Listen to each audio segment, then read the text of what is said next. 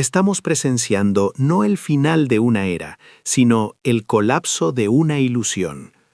La imagen persiste. Juan Soto, en la cúspide de su carrera, a horas de firmar el contrato más lucrativo en la historia de las grandes ligas, se sienta frente al mundo, extiende ese pergamino de $700 millones y lo destroza. Un sonido seco, violento, un desgarro que resonó más fuerte que cualquier jonrón de postemporada. ¿Qué fuerza oscura puede llevar a un atleta a convertir un sueño financiero en confeti? Esa es la pregunta que la nación se hizo durante la semana más extraña en la historia reciente del béisbol. Una semana que comenzó con el éxtasis de la Serie Mundial ganada por los Dodgers y terminó con la ignominia y la renuncia de sus dos estrellas más brillantes, Soto y Shohei Ohtani. Recordemos el contexto, esa dulce y peligrosa euforia. Los Dodgers habían conquistado el mundo. La celebración era un torrente azul y blanco. Yokoshi Yamamoto, la joya de la corona japonesa junto a Ohtani, había trascendido todos los límites.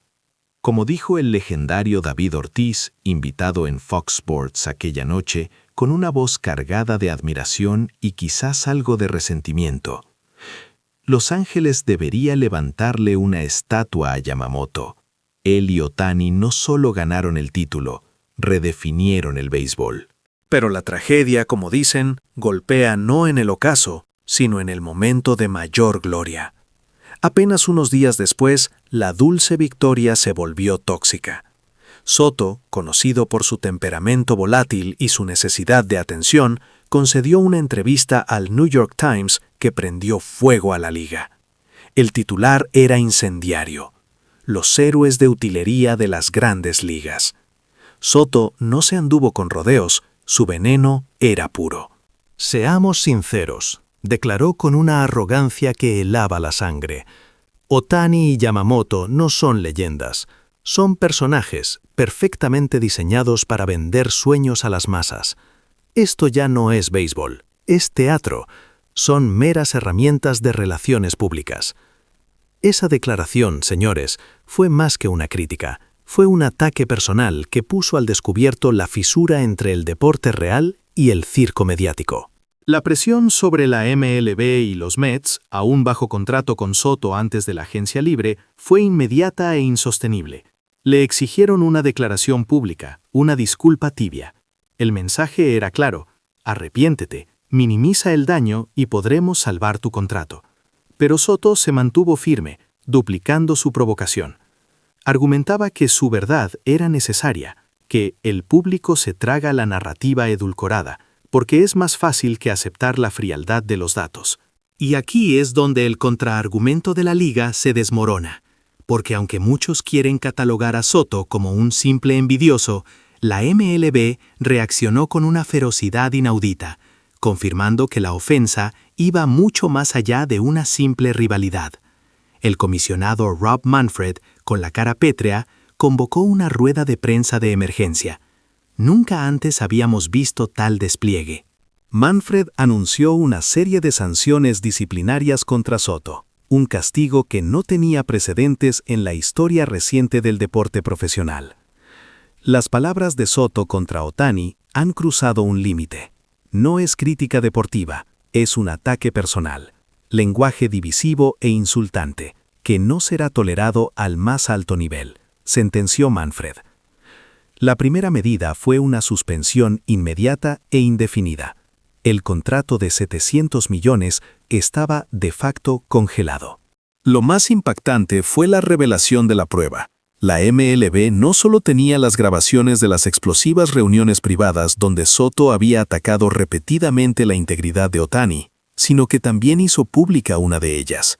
En esa grabación se escuchaba a Soto decir, no solo sobre Ohtani, sino sobre la creciente presencia asiática en la liga: sus récords son inflados, sus gestos son falsos, son productos, mis 400 jonrones y mi porcentaje de bases alcanzadas, 400 esta temporada, que son históricamente superiores, se diluyen en una narrativa prefabricada de milagros orientales.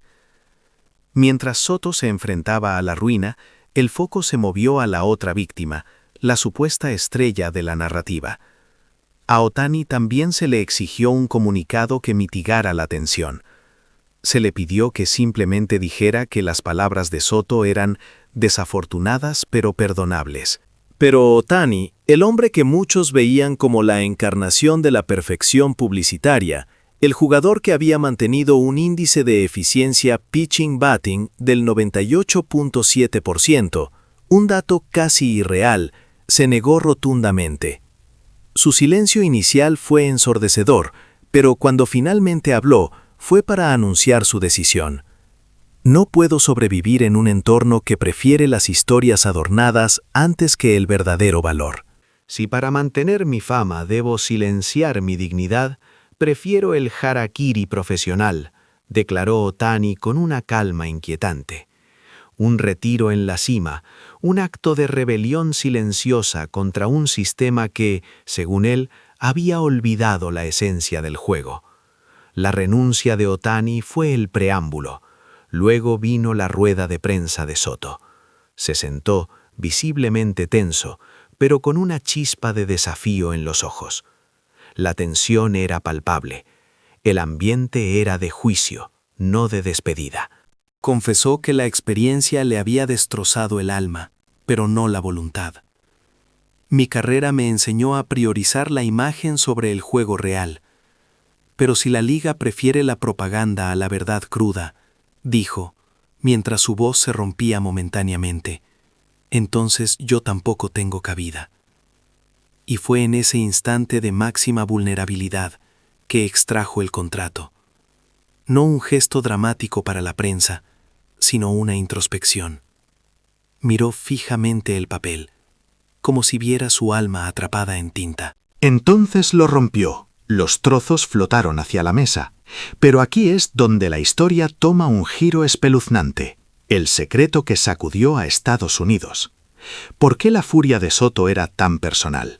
No era solo envidia profesional. El testimonio del mánager de los Dodgers, que fue silenciado inmediatamente después de la conferencia de Soto, arrojó una luz brutal sobre la dinámica real entre las dos superestrellas.